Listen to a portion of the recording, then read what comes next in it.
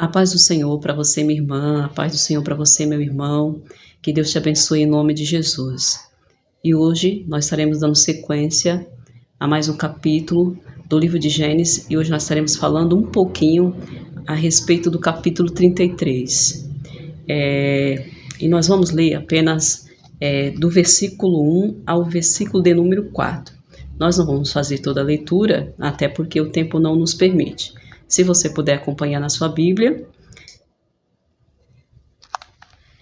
E o versículo 1 nos diz assim: E levantou Jacó os olhos e olhou, e eis que vinha Esaú e 400 homens com ele. Então repartiu os filhos entre Léia, Raquel e as 2 servas. E pôs as servas e seus filhos na frente, e a Léia e a seus filhos atrás, porém a Raquel e José os derradeiros.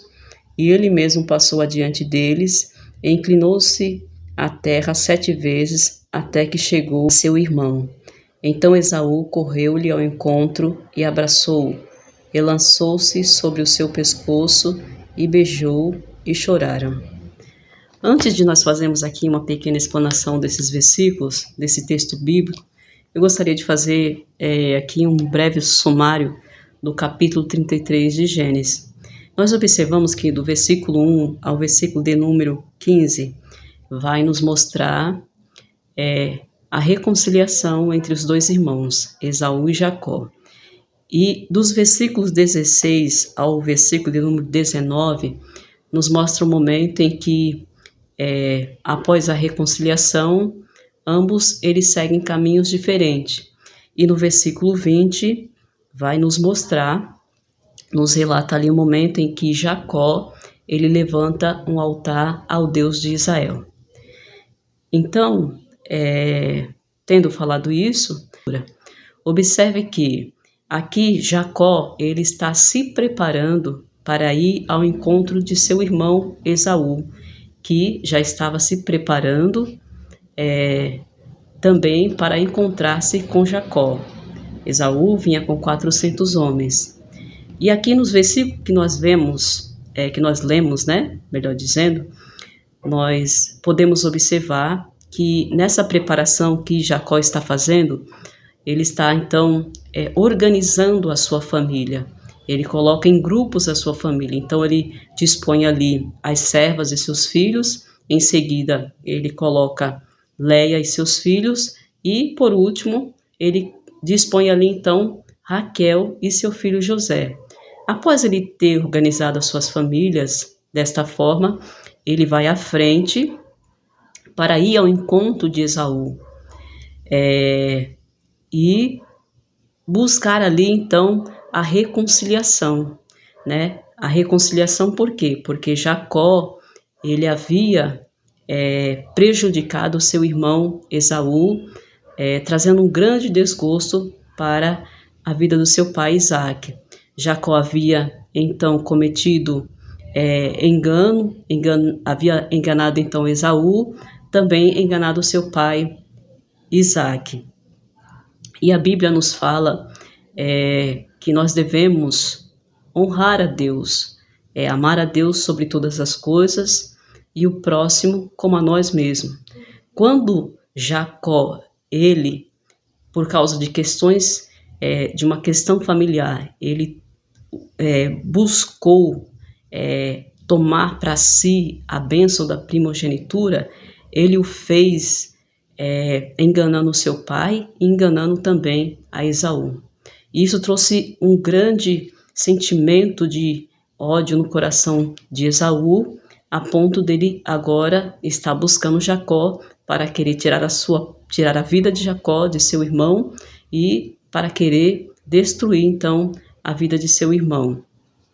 Então ele aqui, quando ele se vê diante de Esaú, a Bíblia vai nos mostrar no versículo 3 que ele se inclina em terra 7 vezes. Por quê? Porque ele estava buscando a reconciliação com seu irmão, estava buscando a comunhão com seu irmão.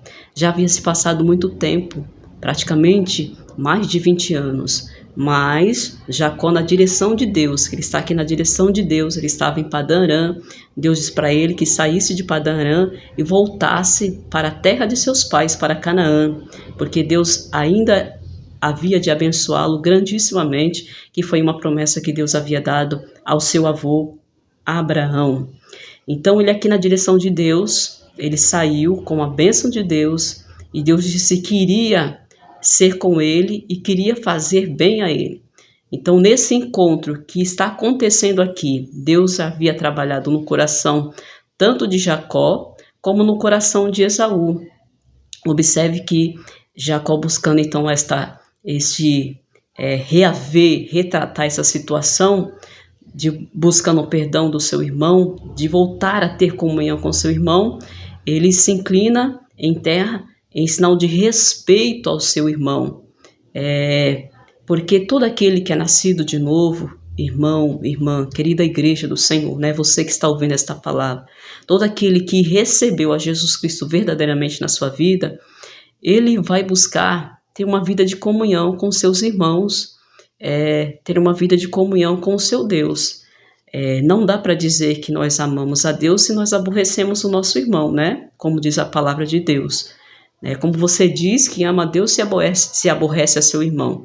Pode até acontecer de ter um desentendimento, que, né, muitas vezes pode acontecer, mas esta pessoa que nasceu de novo, que entregou verdadeiramente a sua vida a Cristo, que na sua vida há o fruto do Espírito Santo, ela vai buscar, porque o próprio Espírito Santo que habita dentro dela vai buscar reaver essa situação, vai buscar ter comunhão com essa pessoa, seja um parente, seja o pai, seja a mãe, seja o pastor, né? Seja alguém que você tinha uma amizade, de repente quebrou-se essa amizade por algo que de repente você praticou, que você fez, e se passaram os anos, e de repente aí você está buscando, pensando como resolver essa situação.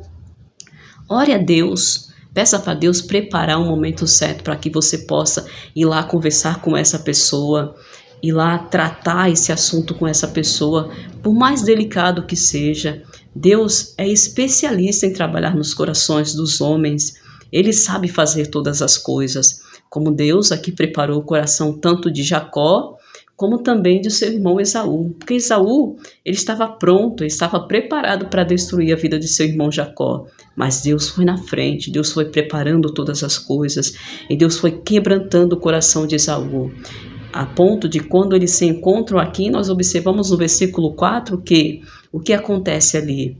Jacó, com seu coração esperançoso, porquanto ele havia feito uma oração a Deus, pedindo para que Deus guardasse ele, guardasse a sua família, e Deus de fato guardou.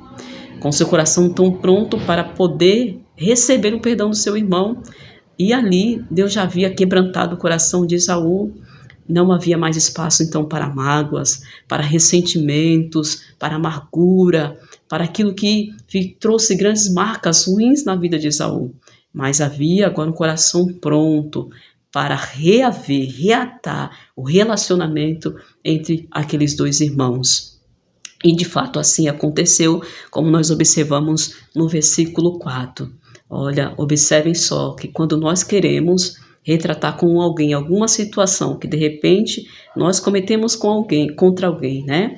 Prejudicamos alguém, e o Espírito Santo nos incomoda para ir lá, e assim fazemos, irmãos, Deus é aquele que prepara todas as coisas, e nós vemos que Deus abençoa. Então, que você não possa perder mais tempo, mas peça para Deus, Deus me ajuda a tratar essa situação. E observe que após essa reconciliação, nós vamos perceber que quando nós buscamos, né, a reconciliação com o nosso irmão, que de repente prejudicamos ali, isso não quer dizer que nós vamos caminhar lado a lado com esse irmão, né? Nós não vamos muitas vezes estar tão presente, participando das mesmas coisas, mas haverá um respeito pelo irmão, haverá de lembrarmos desse irmão em oração, pedindo para que Deus o ajude, o abençoe, o direcione em todos os seus caminhos. Observe que após então esse reencontro e a reconciliação, Esaú, ele segue o seu caminho, ele continua ali a sua vida, aonde ele estava acostumado a viver. Mas Jacó, ele tinha uma direção que Deus havia dado para ele. Deus havia falado para Jacó: olha, sai de Padã Arã e vai para a terra de Canaã, para a terra de teus pais. Então, ali, Jacó, ele sabia para onde ele deveria ir. E Jacó, então, ele se locomove para um determinado lugar e depois ele vai para Siquém, para depois ir ali para as terras de Canaã, como Deus havia ordenado. Eu quero dizer para você com esta palavra: siga a direção que Deus deu para você. Não vá para outra direção, porque é ruim irmos sem Deus. É melhor seguirmos a direção de Deus, mesmo não entendendo, mesmo em situações difíceis. Mas o importante é saber que mesmo em situações difíceis, se estivermos na direção que Deus nos direcionou, é certeza que o Senhor nos ajudará, nos abençoará. Por quê? Porque Ele estará conosco. Isso é mais importante. Então não tome uma direção, não tome o caminho que Deus disse para você não tomar, mas siga a direção que Deus deu para você seguir, porque você será bem-aventurado. E no versículo 20, então, nós observamos que Jacó, em agradecimento a Deus, pela boa viagem que ele fez, por Deus ter guardado a ele e a sua família em todo o percurso, por Deus ter preparado o coração de Esaú para conceder a ele o perdão, a reconciliação, reatar os laços familiares, afetivos entre eles. Jacó então levanta um altar a Deus, é um altar de agradecimento. A Bíblia fala para nós em Salmo 103, dizendo assim: olha, bendize, ó minha alma, ao Senhor, e tudo o que há em mim, bendiga o seu santo nome.